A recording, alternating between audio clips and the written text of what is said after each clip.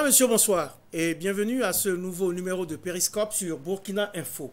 Depuis plusieurs années maintenant, la question de la réconciliation nationale est sur toutes les lèvres, sur la table du gouvernement, comme dans les dossiers de l'opposition.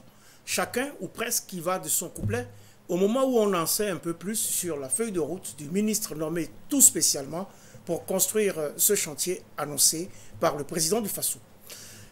Réconciliation ici, réconciliation là-bas, arrêt dans cette émission sur ce grand chantier de la réconciliation nationale engagée au Burkina Faso avec Poussi Sawadogo, il est diplomate et conseiller en formation de l'Institut d'accompagnement des carrières diplomatiques et internationales, l'IACDI. Bonsoir et merci d'avoir accepté notre invitation. Merci. Périscope, ce soir, c'est également l'affaire de Salifou Taïta, politiste. Il est chef d'antenne régionale du secrétariat permanent du Comité national de lutte contre le sida et les infections sexuellement transmissibles pour le plateau central. Bonsoir et merci d'avoir accepté notre invitation. Bonsoir. Mesdames, Messieurs, à nouveau bonsoir. C'est le 128e numéro de votre émission Périscope que j'ai le plaisir de vous présenter aujourd'hui.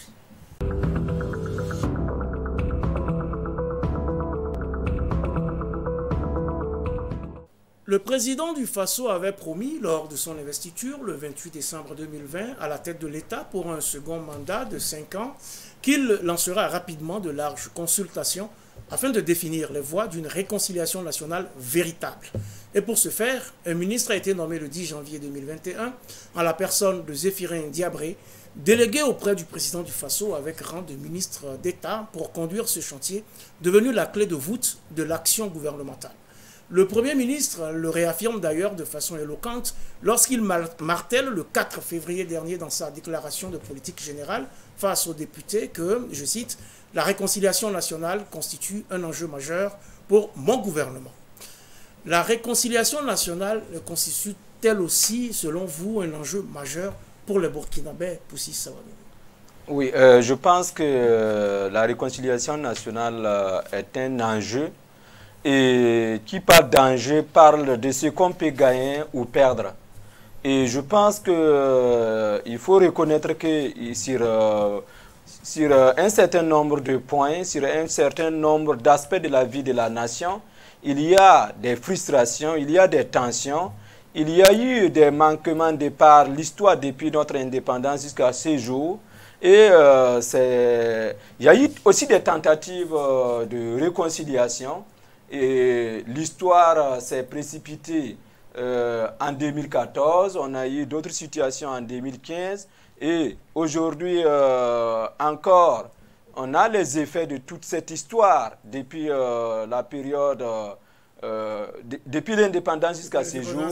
Et voilà, et c'est très important pour les Burkinabés de s'asseoir et de comprendre les racines profondes de ces malaises, de ces frustrations, et de chercher donc à travers un leadership national à trouver le chemin de la réconciliation, le chemin de l'entente, le chemin de la paix, le chemin du pardon, mais aussi le chemin de la vérité et le chemin de la justice. Chemin de vérité, chemin de justice, chemin de l'entente, de la concorde, de la paix. Il faut s'asseoir pour trouver tout cela. Donc c'est un enjeu majeur pour toute la nation, Salifou Taïta. Oui, effectivement, j'emboîte le même pas que le grand frère Sawadogo. C'est clair que la réconciliation aujourd'hui pour notre pays est un enjeu majeur. Et si le premier responsable du pays, avant d'aller en campagne, a posé cela comme une priorité, et après la campagne, a mis en place un ministère qui va s'occuper de cela, un ministère d'État, c'est que c'est un problème majeur. Et il faut se dire que depuis que notre pays existe, c'est la première fois dans notre histoire qu'on pose le problème de la réconciliation avec une institution, en tout cas ministérielle, qui l'accompagne. Il y a eu des tentatives, mais on n'a pas eu un ministère, en tout cas dédié à la réconciliation. Donc cette fois-ci, je pense que c'est inédit, c'est le caractère exceptionnel qu'on donne à cette réconciliation, donc qui montre ici que c'est vraiment un enjeu et un défi pour tous les fils et toutes les filles du Burkina Faso, comme l'a dit le grand frère, pour que nous puissions en tout cas taire ou faire baisser toutes les tensions qui ont prévalu depuis peut-être 1960 à nos jours, peut-être au cours du débat, peut-être on pourrait situer à quel niveau, à partir de quand on peut commencer à parler de réconciliation. Parce que dans d'autres pays, il y a eu des fourchettes bien précises par rapport à la période, en tout cas, où il y a eu beaucoup d'écarts, beaucoup d'embrouillements. Et il faut que réellement on s'asseye parce que le développement passe par là. Oui, mais avant d'y arriver, Salifou Keïta, vous semblez indiquer que la création du ministère chargé de la réconciliation nationale de la cohésion sociale est donc un plus pour y arriver. Et pourtant, il y en a qui estiment qu'au contraire, il aurait fallu faire piloter ce chantier de la réconciliation par une institution ou en tout cas un organe indépendant. Mais vous savez que sur la question de la réconciliation, il y a beaucoup de laboratoires. Et il y a des gens qui disent même qu'ils ne pensent pas qu'on parle de réconciliation au Burkina Faso, que qui se réconcilie avec qui. Et là, c'est terrible. Quand on parle comme ça, et quand on sait qu'il y a des problèmes et qu'on dit cela, c'est que réellement, on ne veut pas qu'on avance. Donc, ce sont ces mêmes personnes qui pensent qu'on n'a pas besoin d'un ministère. Mais le chef de l'État, en pensant que c'est un problème majeur, au lieu de confier ça à une institution, on a fait un ministère. Sinon, il y a eu des tentatives. Pendant la transition avec Monseigneur Paulo Ouédraogo, je pense que c'est sa structure qui a donné naissance au Ashkroun. Mais si aujourd'hui, on arrive à créer un ministère d'État, c'est que réellement c'est un problème sérieux. C'est un problème sérieux. Vous êtes d'accord qu'il aurait fallu effectivement mettre en place un ministère pour y arriver? Oui, moi, devant toute situation, il faut voir quels sont les outils à utiliser. Et le ministère est un outil. Mais au-delà du ministère, il y a les autres instruments qu'il faut opérationnaliser. Mais le ministère me semble comme être une structure de coordination de l'ensemble de la vision pour se réconcilier. Et je pense qu'aujourd'hui, il y a quand même un consensus général autour du fait que c'est nécessaire qu'on se réconcilie. Même ceux qui ont des réserves disent est-ce que ça ne va pas être un processus vers une certaine impunité? Sinon, je ne pense pas qu'il y a franchement un rejet absolu de la démarche vers la réconciliation. Maintenant, s'il y a un ministère, il y a une responsabilité qui est engagée, et ce ministère étant rattaché directement au président du FASO, je pense que c'est aussi l'importance de l'enjeu qui nécessite cela. Parce que la réconciliation est un élément vital pour la nation, pour les Burkinabés, et par conséquent, le positionner à ce niveau-là et en faire un problème jusqu'à ce degré, bon, pour moi, ça se comprend. Ça dénote de l'importance qu'on accorde à cette question. Le chantier est en cours et le ministère chargé de la question a indiqué récemment au sujet du Forum national précédemment annoncé par le chef de l'État pour le premier semestre de cette année que, je cite, « Nous allons organiser un forum national avec toutes les forces sociales. Nous espérons y parvenir d'ici à 1 an. Ce ne sera pas la fin du processus, mais une première étape. » Fin de citation. Alors, au regard de l'ampleur du chantier, 1 année, est-ce pour vous raisonnable pour arriver finalement à ce forum qui est déjà très attendu, Salifou Keïta? Bien, quelqu'un disait, je pense que c'est Georges qui dit qu'une réconciliation faite à la légère entraîne une nouvelle rupture. Pour dire que pour la question du calendrier, je pense que c'est à l'épreuve qu'on pourrait être situé. Parce qu'un chantier comme la réconciliation, aussi sensible et aussi endémique comme on l'a dit, on peut peut-être mettre des échéanciers, mais on ne peut pas être calé parce qu'il y a des impondérants qui sont plus importants que ce qu'on a prévu.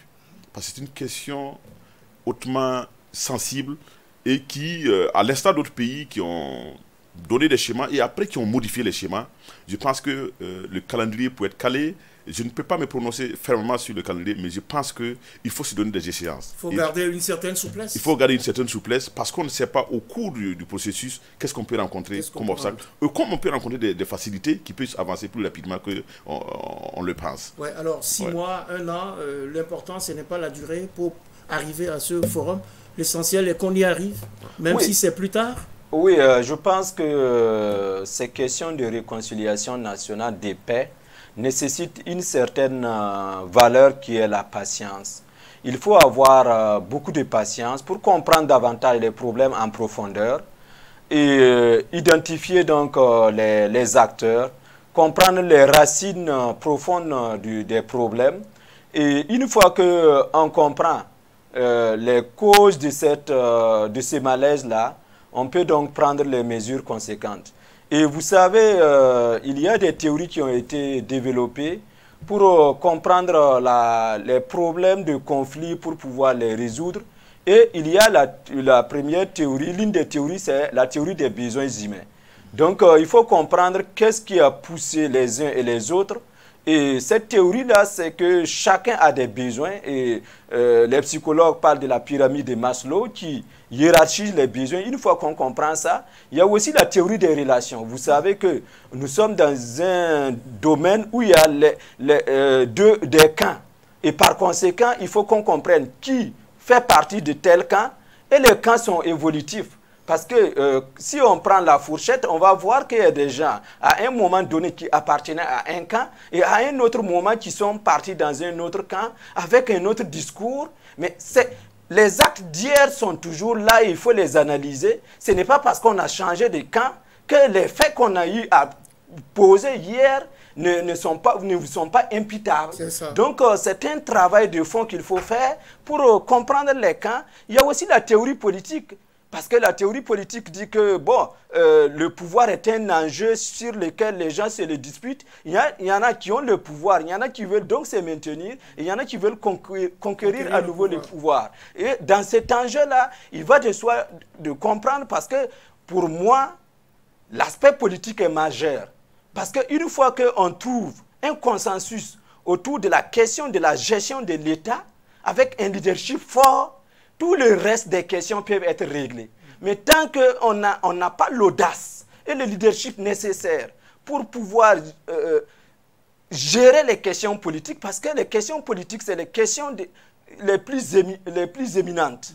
Donc, c'est très important de comprendre ce processus, je te remplace ou tu me remplaces. Pendant tout ce temps-là, si on doit prendre des années 60 à nos jours, et on va voir qu'il y a des mouvements des allées, et il y a même des Jésus politiques, c'est-à-dire des ressuscités, des gens qui disparaissent et qui réapparaissent.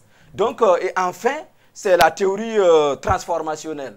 Bon, c'est dire qu'il y en a qui veulent le changement à un moment donné, d'autres qui sont contre le changement. Et ça aussi, c'est évolutif. Aujourd'hui, on est pour le changement, mais quand ce changement s'opère, après, on est contre le changement parce que, bon, on a des avantages dans la nouvelle situation. Donc, c'est vraiment une analyse profonde qu'il faut faire à travers toutes ces théories-là, dessiner l'arbre du conflit et comprendre et puis avancer. Et pour moi, il n'y a pas de... Il ne faut pas se presser. Il ne faut pas se presser, il ne faut pas se précipiter, il faut prendre en considération toutes les ramifications de cette situation, mais en tout état de cause, il faut relire et réécouter le président du Faso qui en a défini le cadre. Ma conviction est établie, a ainsi dit Roch-Marc Christian Kaboré, que, je cite, la réconciliation nationale ne saurait faire l'économie des crimes de sang, des crimes économiques et politiques qui, de 1960 à nos jours, continuent d'envenimer les rapports entre les Burkinabés. La réconciliation nationale que j'appelle de tous mes voeux doit aller au-delà des questions conjoncturelles pour nous permettre de définir ensemble les bases d'une société burkinabé fondée sur les valeurs cardinales du travail, de la probité, de la dignité et de la défense de l'intérêt national que nous léguerons à la postérité. Fin de citation. Ainsi qu'on peut le constater, Salifou Taïta, il s'agit là d'un vaste programme. Oui. Absolument. Je pense que dans ce que vous venez de dire, qui sont des mots du chef de l'État, c'est fondamentalement important de savoir qu'il n'existe pas de raccourci. Il n'existe pas de raccourci ou de prescriptions simples pour, en tout cas, effacer des blessures profondes, en tout cas, qui ont existé entre des habitants ou de la population d'une nation durant une période donnée. Donc, ce vaste chantier qui a été annoncé pour moi, il faut réellement aller avec notre manière à nous. Comme je disais à l'introduction, d'autres pays ont expérimenté cette réconciliation avec toutes les méthodes. Oui, mais il faut aller au-delà des questions conjoncturelles. Il faut définir ensemble les bases d'une société burkinabé fondée sur les valeurs cardinales du travail, de la probité, de la dignité. Est-ce que tout le monde a aujourd'hui la même lecture de ce qu'on veut mettre dans cette réconciliation nationale et de où on veut aller. Justement, je pense qu'un des préalables, c'est que déjà même que le contenu, ou du moins la notion même de réconciliation, soit partagée. Qu'on arrive déjà à le comprendre de la même manière. Parce qu'aujourd'hui, quand vous écoutez le citoyen de la rue, ou du moins le citoyen lambda, la compréhension de la réconciliation est polysémique. Il y en a qui pensent que la réconciliation, c'est faire revenir les exilés. Il y en a qui pensent que la réconciliation, c'est amener les gens à la justice et les condamner. Donc déjà ça pose problème. Or, nous sommes en train de prendre un virage. Comme a dit le grand frère Sawadgo, la réconciliation, dans notre cas présent, doit amener un changement de paradigme, à tout point de vue. Parce que, quand on prend le cas de l'Afrique du Sud, lorsqu'il y a eu la réconciliation, les acteurs politiques ont été renouvelés. C'est clair, parce que là-bas... la fameuse commission vérité, oui, justice... ça a été renouvelé. Parce que là-bas, on avait une situation assez facile, parce que c'était les Blancs contre les Noirs, l'apartheid. Mais ici, au Burkina Faso, et quand on regarde aussi au Rwanda, c'était les Tutsis contre les Hutus. Mais ici au Burkina Faso, c'est un fourre-tout. Parce que, comme on l'a dit, il y a des gens qui ont été de toutes les luttes, de 1960 à aujourd'hui, qui ont été de tous les combats, qui se réclament d'avoir appartenu à tous les temps. Est-ce qu'on peut classifier? Ici, ce sont nos intérêts que nous devons peut-être mettre à l'écart et privilégier l'intérêt national. Oui, privilégier l'intérêt national. Parce qu'il se passe, qu'est-ce qui se passe? Oui, parce qu'il y a des gens qui pensent que la réconciliation peut peut-être jouer négativement sur leur position actuelle. Parce que lorsqu'on se réconcilie, c'est qu'on laisse tomber beaucoup de choses et qu'on repart à zéro. Donc, il y a cet égoïsme-là qui règne à chacun de nous et qui peut être un frein. Donc, obligatoirement, il faut qu'on laisse tomber les égos. Il faut qu'on parte au-delà de ça. Il faut qu'on trouve une définition de la réconciliation qui va ensemble avec nous pour que nous puissions mettre un paquet qui va nous amener réellement à la réconciliation sincère. Envoyer tous les grains dans un même moulin, en fait, il faut refonder notre société, refonder l'État burkinabé. Oui, je pense que oui, parce que objectivement, on a besoin d'un renouvellement de cette société-là, d'une nouvelle façon de penser, d'une nouvelle façon d'appréhender même le patriotisme et une culture qui porte l'État au premier rang au détriment donc des intérêts personnels. Et exactement comme il a dit, il faut rompre avec l'ancien paradigme et adopter donc un nouveau paradigme. Et les valeurs de probité, c'est essentiel. Le président du FASO a d'ailleurs rappelé ces valeurs-là le plus souvent possible dans ses dernières interventions. Exactement. Vous avez cité aussi la valeur du travail.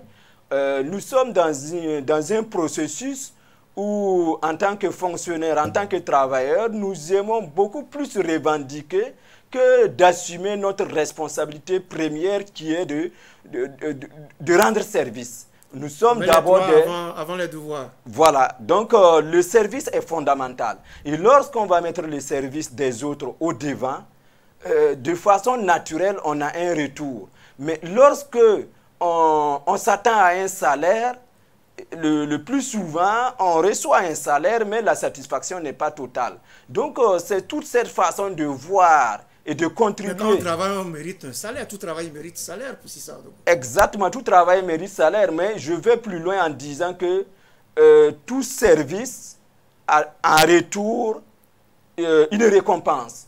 Je préfère plus une récompense qu'un salaire. Plus une récompense qu'un salaire. Oui, je suis dans une logique de service.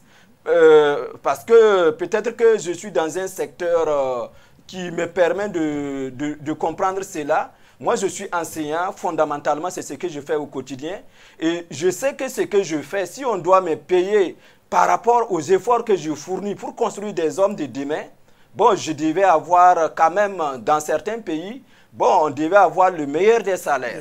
Mais bon, moi, je ne m'attends pas à cela. Parce qu'en retour, je suis très satisfait de voir souvent que certaines opportunités, je ne les gagne pas avec les institutions dans lesquelles je fais ces services d'enseignement, mais je le gagne peut-être 10 ans après avec des étudiants qui se sont souvenus qu'à un moment donné, j'ai été une solution pour eux. Et ce retour-là, moi, ça me grandit davantage. Et ça grandit la nation aussi. Je le crois bien. Ça s'inscrit dans l'œuvre de construction ça fait nationale. Au moins une vingtaine d'années que je suis formateur, je suis enseignant dans une université privée et parallèlement dans d'autres. Et aujourd'hui, quand je regarde les choses, je tire une grande satisfaction parce que j'ai un retour en termes de considération, même en termes financiers, qui est assez important, tout simplement parce que j'ai participé à construire des hommes qui aujourd'hui ont trouvé leur chemin. Donc, si on s'inscrit dans cette logique de service, il va de soi qu'il y aura un retour tôt ou tard, et pour nous-mêmes et pour la nation. Il y aura un retour pour Sissa Ouagadougou et de toute façon, le chef de l'État ne s'économise pas sur ces questions de probité. Il va même plus loin parce qu'il propose, le président du Faso, un pacte social et républicain qui doit être, je cite encore Roch Kaboré, une œuvre mobilisatrice et fédératrice de tous les Burkinabés autour des changements de mentalité, de comportement et d'idées nécessaires pour la défense et la consolidation de l'État-nation. L'État-nation, de l'État de droit démocratique est notre modèle de vivre ensemble, fin de citation. Changement de mentalité, Salifou Taïta, changement de comportement et d'idées, consolidation de l'État de droit démocratique et de notre modèle de vivre ensemble, c'est tout un ensemble, justement. Et est-ce que la clé du succès de cette opération de réconciliation ne se trouve pas également là-bas? Oui, je pense que ça se focalise même d'abord sur vraiment ce changement-là. De qui nous sommes et de comment nous changeons nous-mêmes pour produire le changement. Absolument. Parce que si on doit, à la fin de l'opération, ne pas avoir ce qu'on appelle, en tout cas, une nouvelle façon de voir, il y a un problème. C'est qu'on n'a pas évolué. Donc, ce paradigme qui doit nous amener à un renouveau, je pense que c'est le mot qu'il faut employer, c'est un renouveau. Il faut qu'après, pendant le processus de la réconciliation, jusqu'à la fin de la réconciliation, qu'on retrouve un Burkinabé nouveau, honnête, travailleur et intègre. Honnête, travailleur et intègre. Parce que si il y a eu beaucoup d'écarts au niveau, en tout cas, comportemental, au niveau, en tout cas, de la gestion, tout ce qui a été autour des crimes, c'est parce qu'il n'y a pas eu ce qu'on appelle la droiture. Sinon, normalement, un citoyen honnête, intègre et travailleur ne peut pas arriver à des dérapages aussi importants qui peuvent amener jusqu'à des frustrations à telle enseigne que nous parlons de réconciliation. Donc, c'est vraiment de construire un citoyen. Mais c'est par l'éducation d'abord, comme l'a dit grand frère Sawadougou, qui est un enseignant. Mais cela, ce n'est pas un bâton magique, ça passe par l'éducation. Et si, déjà, à partir de l'école, nous faisons comprendre l'enfant qu'il doit être honnête, il doit être intègre, il n'y a rien à faire, c'est un produit fini qu'on va trouver ainsi. Mais si nous-mêmes, on ne donne pas l'exemple, par contre, et nous voulons qu'il y ait un produit qui change, il y a un problème. Donc aujourd'hui, je pense que le défi doit aller dans les racines de l'éducation. On a vu pendant la période courte de la Révolution, moi je suis un pionnier de la Révolution, donc nous avons vu que on avait un seul langage, c'est la patrie ou la mort, nous vaincrons. Oser lutter, savoir vaincre. Vivre en révolutionnaire, mourir en révolutionnaire, la patrie ou la mort, les armes à la main, la patrie ou la mort, nous vaincrons. Et on était fiers, il n'y avait rien d'autre que cela. Et donc, on ne volait pas, on ne mentait pas, on avait une certaine droiture éducationnelle au niveau de l'école. Il faut remettre la révolution... non, je ne dis pas cela, c'est pour dire qu'il y a eu un moment où on a été formaté, en tout cas dans un moule qui nous amenait quand même à être des Burkinabés intègres. Il y a eu un relâchement, c'est vrai, parce que tout a changé avec la chute de l'Est, et puis l'appel de la Gaule pour qu'on rentre en démocratie. Donc, on est rentré, mais est-ce qu'on est rentré avec ce que nous avons gardé comme valeur intrinsèque? C'est ça le problème. C'est ça le problème. Voilà. C'est ici qu'il faut déjà regarder, c'est à quel moment les fissures ont commencé. C'est à quel moment le Burkinabé a commencé à se désintégrer, à perdre ses valeurs. Donc il y a tout cela. Il faut donc faire une sorte de rétrospective pour arriver au point où ça a commencé à décliner, pour trouver les solutions et peut-être retracer les cordes d'un meilleur vivre ensemble pour Ouagadougou. Oui, c'est à cela qu'il faut, concernant la réconciliation, faire une certaine priorisation. Et cette priorisation nous permettra de savoir qu'est-ce qui est urgent et important. Et il faut donc gérer ça de façon rapide. Qu'est-ce qui est important mais pas urgent? Et pouvoir donc réfléchir pour trouver des solutions durables par rapport à cela, parce que cela est lié à notre avenir, à notre destin. Ce qui est important, mais pas urgent, c'est très très important de porter un regard, de réfléchir là-dessus et de trouver des solutions durables. Donc pour moi, c'est très essentiel, effectivement, cette rupture-là. Et cette rupture, je dirais que, en fait, on parle de gouvernance et souvent on parle de mal-gouvernance, de bonne gouvernance. Il n'y a pas de mal-gouvernance, il n'y a pas de mauvaise gouvernance. C'est les irresponsables qui parlent de bonne ou de mauvaise. La gouvernance a ses principes. Et quand on connaît les principes, je prends seulement 4 principes. Rapidement. Le premier principe de la gouvernance, c'est la responsabilité. Il faut être responsable. Le second principe, c'est la transparence. Et le troisième principe, c'est la participation. Et le dernier principe, c'est l'inclusion. Et l'inclusion, on regarde à travers les élections qui ont eu lieu cette année. On a une loi sur le quota genre. Combien de femmes se sont retrouvées à l'Assemblée? Il faut qu'on s'interroge. Est-ce que ce Burkina peut avancer sans les femmes? Les principes de cette loi quota genre n'ont pas été respectés par les partis politiques. Exactement. Ça veut dire qu'il y a une mauvaise foi. Et c'est pour cela qu'il faut rompre. Parce que les gens portent le discours. Que ce soit l'Assemblée, que ce soit l'exécutif. On porte un discours de rupture par rapport à notre façon, à nos rapports entre hommes et femmes. Mais dans la réalité, chacun prêche en réalité pour sa chapelle. Donc, il y a une mauvaise foi. Et avec cette mauvaise foi, on ne peut pas faire de l'inclusion. Et le Burkina Faso ne peut pas avancer sans les femmes. Et ça, il faut justement, rapidement, le Burkina Faso ne peut pas avancer sans les femmes. Il faut faire l'inclusion. Pour faire l'inclusion, il faut qu'au niveau des partis politiques, au niveau des différentes composantes de la société, on donne sa place véritable à la femme. Oui. Absolument. Déjà, les femmes font plus de 50% de la population. Donc, sur le plan numérique déjà, il y a une supériorité. Et aussi, aujourd'hui, on n'a pas de raison, on n'a aucune raison valable de mettre les femmes à l'écart dans ce combat et dans cette lutte pour le développement. Parce que déjà, elles portent beaucoup le fardeau du développement. Quand vous regardez aujourd'hui, à travers les rues de Ouagadougou, mais ceux qui sont importants sur ce qu'on peut appeler sous le soleil, mais ce sont les femmes, c'est elles qui nous nourrissent. Donc aujourd'hui, dans les sphères de décision et dans ce qu'on peut appeler les positions de prise de décision, elles doivent y être.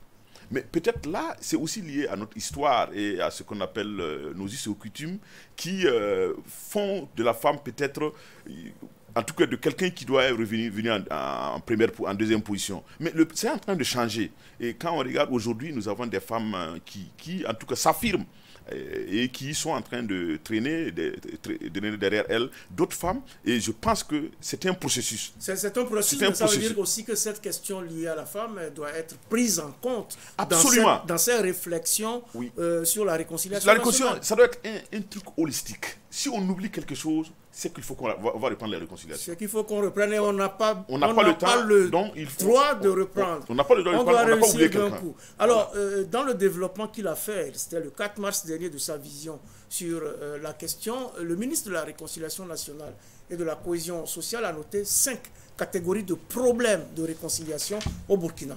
Les problèmes strictement d'ordre politique, les conflits communautaires, les situations liées au terrorisme, le rapport entre l'État et les administrés, et enfin, les faits relatifs aux insuffisances de la gestion globale de l'État. Est-ce que cela vous semble être un bon maillage de cette question, qui entre d'ailleurs dans le canevas défini par le chef de l'État? Bon, personnellement, je pense qu'on embrasse large et il faut s'asseoir pour regarder tranquillement, comme je l'ai dit. Et pour dégager ce qui est important. Voilà, ce qui est important et urgent. Ce qui est important et non urgent, ce qui est urgent mais pas important, et ce qui est ni important ni urgent. Donc, en réalité, je vois que, par exemple, le 5e, c'est insuffisant de la gouvernance globale de l'État. Je me dis, on n'a pas besoin d'une réconciliation pour gérer ça. Il faut une gestion rigoureuse, il faut de la responsabilité. Des gens ont fauté, il faut les sanctionner. Et les rapports entre l'État et les administrés, il y a déjà le médiateur du Faso qui est là, qui doit s'occuper de cela. Donc, si le ministère en question veut coordonner, il coordonne. Mais en termes d'expérience pour gérer cette question, je pense que le ministère, le médiateur du Faso, le Ashkroun, ce sont des mécanismes qui sont là. Oui. Donc, pour moi, ce n'est pas vraiment ça le plus urgent. Parce que des mécanismes sont là. Et si on fait la gouvernance avec les principes que j'ai cités, on n'aura même pas ces problèmes. L'administré ne sera pas frustré parce que l'État sera dans sa mission de satisfaire l'administré. Et donc, pour moi, à ce niveau-là, on n'en a pas besoin. Les conflits communautaires, oui, c'est à un autre niveau, c'est un grand besoin. Mais ça relève de la cohésion sociale. Et il y a déjà l'Observatoire national de prévention et de gestion des conflits communautaires qui peut bien prendre en charge cela. Donc, en réalité, il faut avoir l'audace et avoir le courage de dire que tout le problème là est politique.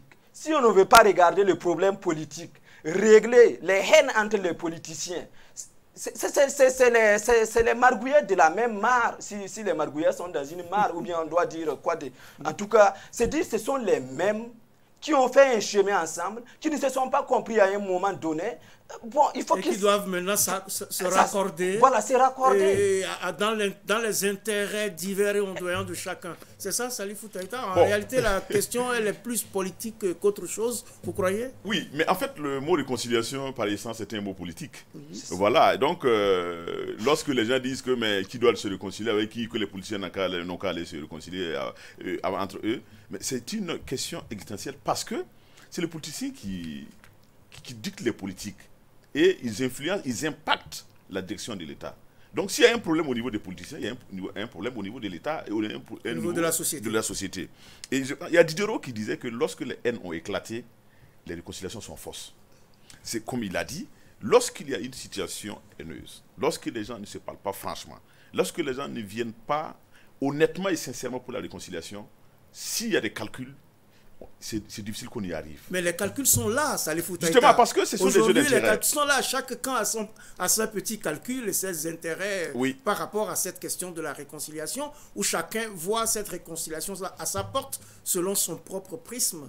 Et il y a ceux pour qui cette réconciliation, comme a dit tout à l'heure Poussi Sawadogo, c'est de régler la question politique en permettant à tout le monde de rentrer au Burkina et puis c'est terminé. On fait la paix des braves et puis c'est tout. Pourtant, c'est au-delà de cela. Ouais. Parce que quand on regarde les 5 sentiers qui ont été énumérés, bon, c'est vrai que c'est d'abord des titres, on n'a pas le contenu, mais c'est assez, ça touche tous les compartiments de notre existence.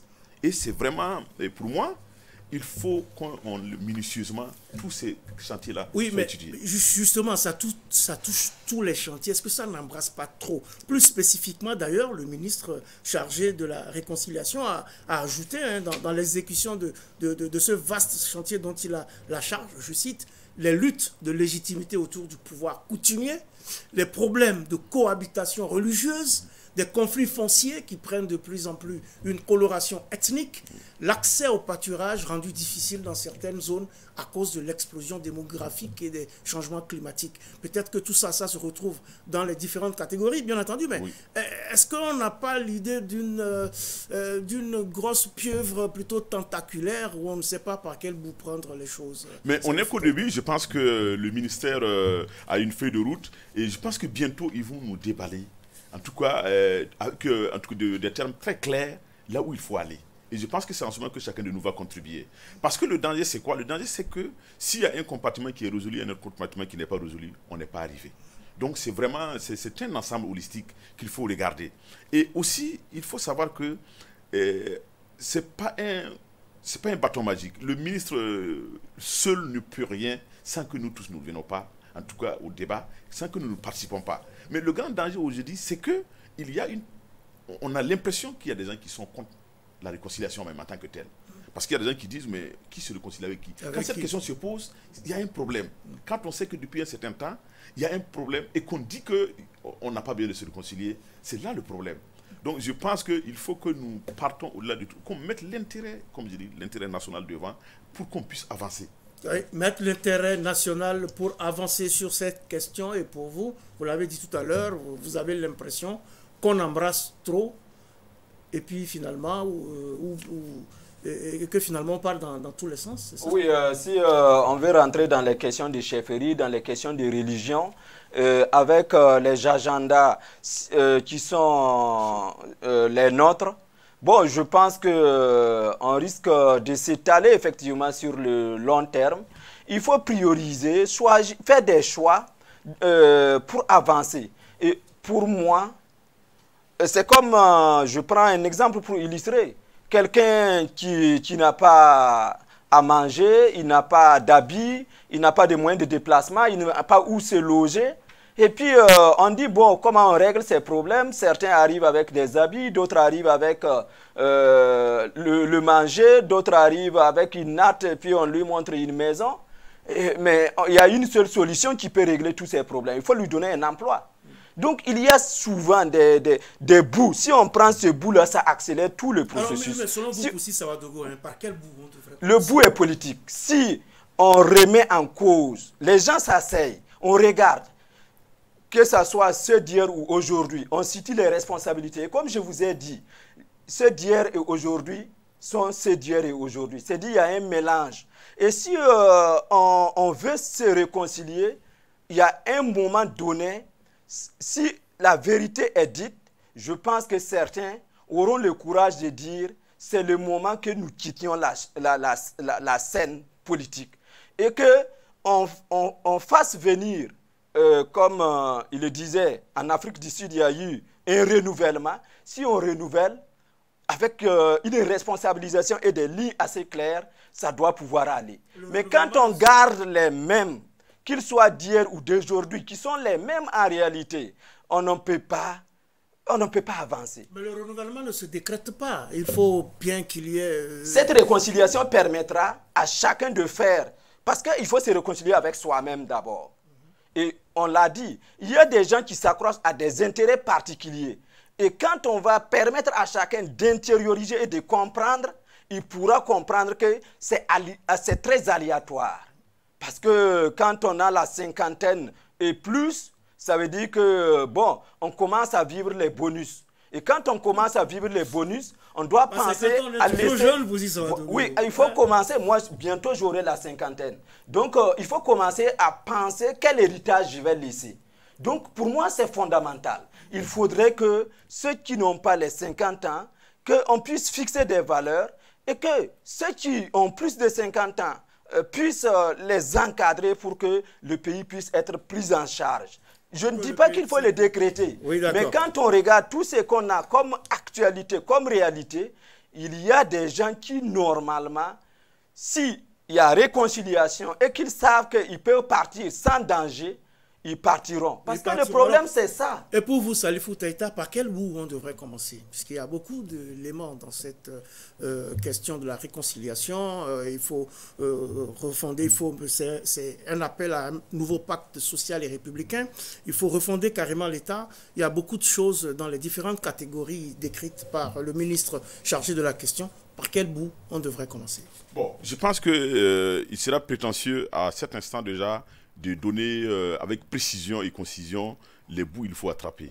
Déjà, ce qu'il faut savoir, ce qui est important, c'est qu'il faut la réconciliation. Ça, c'est le premier bout. Parce que le constat est clair. Est-ce qu'il y a un travail de communication à faire encore sur cela pour dire il nous faut aller à la réconciliation, voilà ce qu'on veut faire de notre réconciliation et on souhaite il faut que tout le monde adhère. Donc, non, il faut la réconciliation, ça c'est déjà, ça c'est clair, il y a déjà eu beaucoup... Donc on a déjà passé cette étape. On a passé cette étape, c'est comment maintenant aller à la réconciliation? Parce qu'on a déjà, il y a eu beaucoup d'instruments qui ont réfléchi déjà sur ça, le Haskouroun, même le médiateur du Faso, pendant la transition. Mais le grand problème, comme on l'a soulevé, le grand problème, c'est la neutralité des acteurs.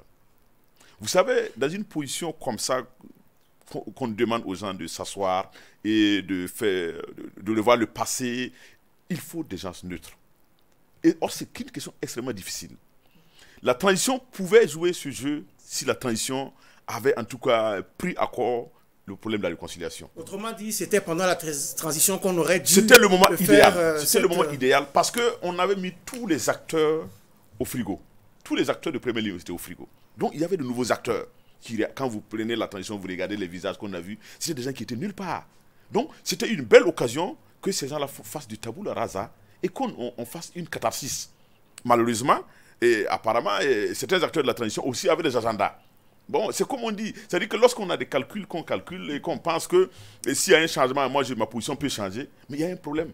Sinon, la neutralité est un facteur important pour qu'on arrive à la réconciliation.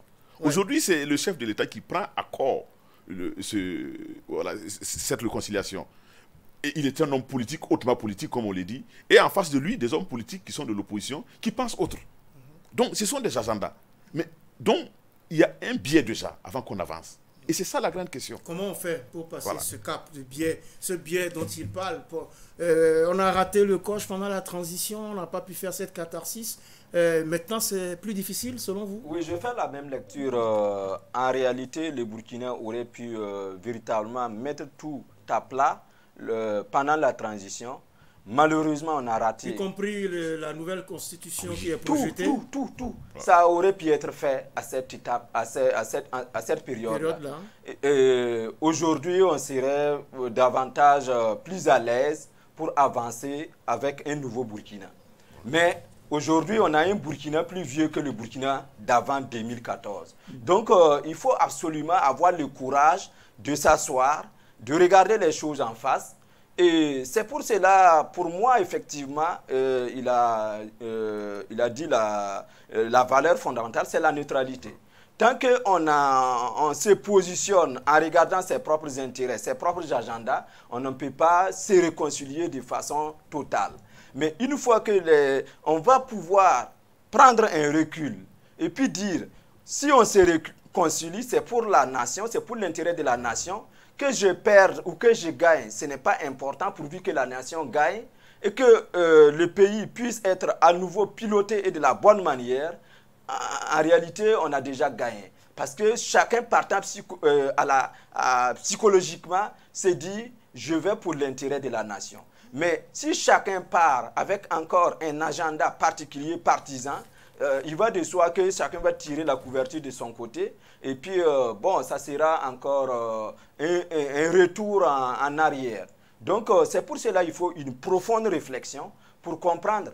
Et je le disais avec la question de l'inclusion, oui. Il faut inclure tout le monde, il faut écouter tout le monde, mais il faut commencer véritablement par le sommet. Parce que, bon, aujourd'hui, en parlant de conflits communautaires, en parlant d'autres aspects, on est en train de décentraliser et en même temps de sectoriser la question de la réconciliation nationale. Ça doit être d'abord une question nationale de premier plan. Et une fois que cela est décanté, sur la base de ce consensus qu'on obtient dans le noyau, le reste, on s'en inspire. Il faut partir du haut voilà, pour on s'en inspire et puis voilà, on règle les questions au niveau particulier, au niveau décentralisé, et puis ça sera beaucoup plus facile. En tout cas, on attend cette convocation des forces vives et l'une des actions phares pour relever ce défi, a dit le Premier ministre, c'était le 4 février dernier, est, je cite, de réussir l'organisation du forum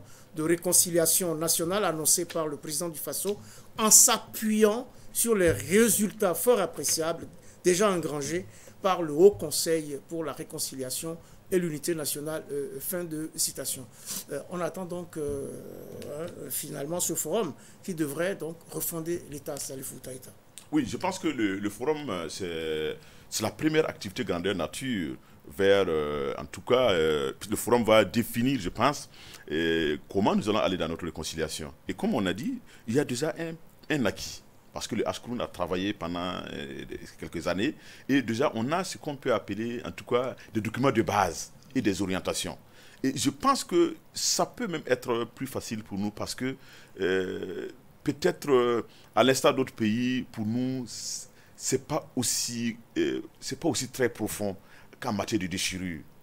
Parce que quand on prend le cas du Rwanda, où une ethnie a massacré une ethnie de plus de millions de personnes, quand on prend l'Afrique du Sud, où des gens, parce qu'ils sont blancs, ont exterminé des gens parce qu'ils sont noirs pendant des années, et que les gens ont pu se parler. Aujourd'hui, je pense que chez nous, ça ne vaut pas cela. Ouais. Donc, réellement, je pense que si on a vraiment à l'idée de se réconcilier, sincèrement de se réconcilier, on doit y arriver. Et puis, on a un peuple qui pardonne. Notre Burkina Faso, en tout cas, nous sommes un peuple de pardon. Donc, facilement, je pense qu'on peut arriver, parce qu'on a une cohabitation interethnique assez élevée. On pourra se pardonner en faisant œuvre de vérité, et de contrition. En tout cas, vous avez évoqué tout à l'heure le Ashkroun, le Haut Conseil pour la réconciliation et l'unité nationale. 5600 dossiers sont actuellement en cours de traitement par cette instance. C'est Zéphirin Diabré lui-même qui l'a annoncé. Et sur ces 5600 dossiers, dossiers, eh bien 4800 relèvent de la catégorie justice sociale qui embrasse notamment les questions de justice, la non-application de certaines décisions, le développement inégalitaire que l'on constate sur le territoire national. Alors une question peut-être transversale, quel est le poids du développement des régions ou plutôt du non-développement d'un certain nombre de régions dans la situation sécuritaire difficile que connaît le pays? Aussi, ça va. Oui, je pense que la question de l'inégalité de développement des régions est une question fondamentale qui touche la majorité des régions parce que tout est question de cercle de pouvoir. Vous prenez les grands pôles, vous avez Bobo, vous avez Ouagadougou, et plus on s'éloigne de ces grands pôles, plus on rencontre plus de vulnérabilité, plus de précarité, et cela participe aussi à précariser les questions, la sécurité des populations. Donc pour moi, c'est très évident quand on fait la traversée du pays, quand on constate effectivement que nous n'avons pas le même niveau de développement et ça peut créer des frustrations. Et je pense que dans la même logique, on est en train de revoir les découpages pour pouvoir permettre au moins à l'administration d'être plus proche des administrés. C'est une des solutions parce que plus on est proche, plus on comprend les problèmes et plus on peut facilement échanger et trouver des solutions. Oui, mais pour Poussy Sawadogo, on peut vous rétorquer qu'il n'y a déjà pas suffisamment de gens pour que l'État soit représenté dans ces régions-là. En les morcelant, est-ce qu'il y aura justement, est-ce qu'on aura de quoi maximiser la présence de l'État? C'est une question de priorisation et de volonté politique. Il n'y a pas de gens, si on veut, on peut trouver ces gens-là. Il suffit, aujourd'hui, beaucoup de gens sont dans les bureaux à Ouaga, des administrateurs civils, qui ne sont pas responsabilisés. Et aujourd'hui, on est dans un processus de décentralisation. Et on peut bien former les uns et les autres. Et avec la question de la décentralisation, les mairies et autres, on peut activer tout un mécanisme. Donc, pour moi, si la volonté politique est à mettre à la disposition des populations des administrateurs conséquents qui peuvent les accompagner à leur développement, moi, je pense que c'est possible. C'est possible. Salifou Taïta, un mot rapidement sur cette question de disparité au niveau du développement et qui doit être prise en compte dans ce processus de réconciliation. Oui, il faut dire que c'est aussi difficile qu'on ait une homogénéité au niveau, en tout cas, développement, au niveau région. Ça, au moins, c'est difficile du fait déjà que notre pays est pauvre. Et cela amène, cette situation de pauvreté nous amène à nous concentrer peut-être sur les grandes villes, comme on l'a dit, où il y a beaucoup plus de personnes, beaucoup plus de besoins. Mais c'est comme il a dit, s'il y a une volonté politique, on peut aller au fur et à mesure pour que au moins cette disparité ne soit pas criarde. Parce que si on a au moins le basique un peu partout, et si je prends l'exemple de l'électricité et de l'eau, si tout le pays peut-être est couvert par cela, déjà, il y a en tout cas, on a déjà une capacité de tenir certaines personnes dans les brousses, au lieu qu'il y ait une convergence massive vers les campagnes. Mais lorsqu'il n'y a rien, et les gens, par la radio ou peut-être d'autres canaux de communication, qu'ils voient d'autres choses qui ressemblent à des choses extra-modernes. Mais c'est ça qui pousse les gens à bouger. D'autant que cette situation a favorisé l'endoctrinement de certains citoyens et qui ne se reconnaissent pas en l'État et donc la présence de l'État est quasi nulle sur le terrain ici et là. Non, mais je pense que pour le cas du Burkina Faso, l'État est présent partout. En tout cas, moi, j'étais un ancien préfet et je sais qu'il n'y a pas une localité au Burkina Faso où vous n'avez pas un ancien, un infirmier, un agent de l'agriculture ou des eaux et forêts. Donc, déjà, l'État est représenté partout. Maintenant, c'est les conditions peut-être d'existence de cette représentation qui aujourd'hui peut être sujet à polémique parce que, compte tenu du fait que les ressources sont un peu rares, il n'y a pas une équité peut-être.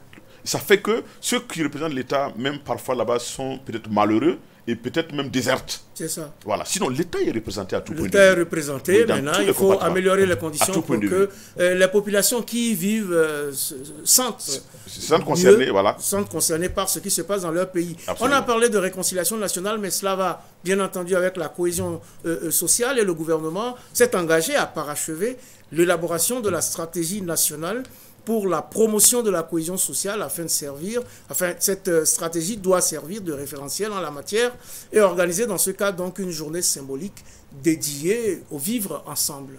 Une journée symbolique dédiée au vivre ensemble, très rapidement. Pour Poussy Ouagadougou, c'est une idée qui vous séduit? Oui, je pense que nous avons une communauté de destin. Et si là-bas de cette communauté de destin, il faut qu'on sache qu'on est dans un quart pour une destination. Et on doit collaborer, on doit échanger, on doit coopérer, quel que soit là où on se trouve. Et c'est lié à ce qui vient d'être dit par rapport aux régions. Il faut que chacun se reconnaisse burkinabé, accepte d'être burkinabé et contribue. Parce que l'État ne peut pas apporter le développement si les acteurs eux-mêmes, si les populations elles-mêmes ne s'élèvent pas et puis rompre avec aussi la question d'attendre pour prendre aussi leur destin en main. Donc l'État peut accompagner, peut mettre des mesures, mais il y a des initiatives locales, des initiatives personnelles et collectives qui peuvent amener donc dans ce sens. Et ces initiatives-là peuvent être aussi des initiatives de cohésion sociale. Il faudrait que les uns et les autres comprennent que si on est dans une dynamique de division, nous allons être davantage plus faibles. Et dans une région, dans une sous-région assez fragile, si on n'a pas de cohésion nationale, on est exposé à tous les dangers et au risque même de disparaître. Donc pour moi, c'est fondamental, cette question de cohésion nationale. Et c'est de la responsabilité d'abord des individus, des membres des communautés et avec l'accompagnement de l'État. Et les structures étatiques aussi doivent être des accompagnateurs, je dirais, impartiaux, pour qu'on ne sente pas qu'il y a une préférence pour tel ou tel groupe, pour telle ou telle communauté. Alors, pour tel ou tel groupe et pour telle ou telle autre communauté, tout le monde doit s'impliquer dans ce désir du vivre ensemble, un vivre ensemble en paix qui est d'ailleurs décrété par les Nations Unies, une journée du vivre ensemble en paix se célèbre donc, ou a été proclamée, c'est le 16 mai de chaque année par l'Assemblée générale des Nations Unies. Est-ce que pour vous aussi, une journée dédiée au vivre ensemble au Burkina vous semble quelque chose de séduisant, de pertinent dans notre contexte actuel? Très pertinent. Déjà que nous parlons de réconciliation, je pense que quand on parle de réconciliation, le mot cohésion occupe une place de choix. Et quand on regarde peut-être d'autres exemples, moi j'ai vécu le cas du Danemark, qui est un cas vraiment, j'allais dire, paradisiaque. Et quand on parle de cohésion sociale, il a évoqué, il faut que ça soit à tous les niveaux. Sur le plan politique, au niveau du Danemark, il y a une cohésion, j'allais dire, politique inédite.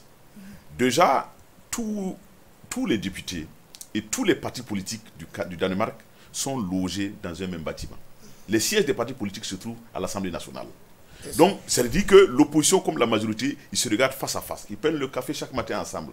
Mais lorsque vous êtes dans cette situation, d'abord, c'est difficile que vous arriviez à des bagarres assez profondes. C'est difficile qu'on brûle le siège de quelqu'un. Parce que les sièges sont voisins. Ouais. Donc, on ne peut pas assister à des incendies de sièges de il faut expérimenter ça au Burkina. Oui, nous avons... Je pense que le Danemark, en tout cas, nous a... Il y a eu une mission dans ce cadre. J'ai fait partie de cette mission. Oui, ça. Et le cas de dialogue interparti, franchement, c'est fabuleux. Et lorsque les politiciens sont déjà dans cette disposition de se parler, mais le peuple suit. Mais lorsque nous nous regardons comme, en tout cas, on se regarde dans un ciel de faïence et qu'à chaque instant, on se jette des flammes, mais c'est l'image qu'on donne à ceux qui nous suivent. En ce moment, il y a un problème de cohésion. Tant qu'il n'y a pas de cohésion, on ne peut pas aller à la réconciliation. Mais voilà qui doit faire plaisir à Poussy Ouagadougou, qui dit qu'il faut que ça parte de là-haut pour descendre dans la masse. Donc après cette réconciliation politique avec les leaders et les responsables politiques, au niveau des partis, et eux aussi, ils doivent pouvoir mettre en œuvre ce type d'expérience pour que finalement, dans toutes les strates, on en vienne à cette cohésion, à cette interpénétration qui rejaillit sur toutes les populations, très rapidement. Oui, je dirais tout simplement que ce qu'il vient de dire, ça m'intéresse beaucoup parce que c'est une question de politique, de leadership, une question de modèle, d'exemple. Donc, si ceux qui sont chargés de gérer la nation montrent l'exemple de cohésion, de défense des intérêts communs, alors ceux qui les suivent vont faire de même. Ceux qui les suivent vont faire de même. Malheureusement, le temps qui nous est imparti arrive à son terme. C'est un sujet assez vaste, on aura l'occasion d'y revenir. C'est bien Zéphirin Diabré qui a dit que le Burkina n'a pas un problème de réconciliation, mais des problèmes de réconciliation nationale, des problèmes complexes que cherche à résoudre le forum annoncé. Et déjà, très attendu. À ce propos, rappelons encore ici le vœu cher à Rochma Christian Kaboré, je cite, la réconciliation nationale que j'appelle de tous mes voeux doit aller au-delà des questions conjoncturelles pour nous permettre de définir ensemble les bases d'une société burkinabé fondée sur les valeurs cardinales du travail, de la probité, de la dignité et de la défense de l'intérêt national que nous léguerons à la postérité. Fin de citation. Mesdames, Messieurs, ainsi s'achève votre émission Périscope numéro 128 qui recevait pour vous Poussi Sawadogo, diplomate et conseiller en formation de l'Institut d'accompagnement des carrières diplomatiques et internationales. Merci Poussi Sawadogo d'être venu nous voir et pour votre sollicitude et pour votre fidélité à cette émission. Merci beaucoup, merci. Périscope aujourd'hui, c'était également Salifou Taïta, politiste. Il est chef d'antenne régionale du secrétariat permanent du Comité national de lutte contre le sida et les infections sexuellement transmissibles pour le plateau central. Merci, monsieur Taïta, d'être passé nous voir. Moi qui vous remercie. La réalisation de ce numéro de Périscope porte la griffe d'excellence de Abibata Clarisse Sawadogo Benao, assistée de toute l'équipe technique. Merci à tous. Merci également à vous, chers fidèles téléspectateurs de Burkina Info, et prenons soin les uns les autres. Prenons soin les uns des autres et prenons également date pour le prochain numéro de Périscope, même heure, même chaîne, sur Burkina Info, qui vous offre les clés du monde.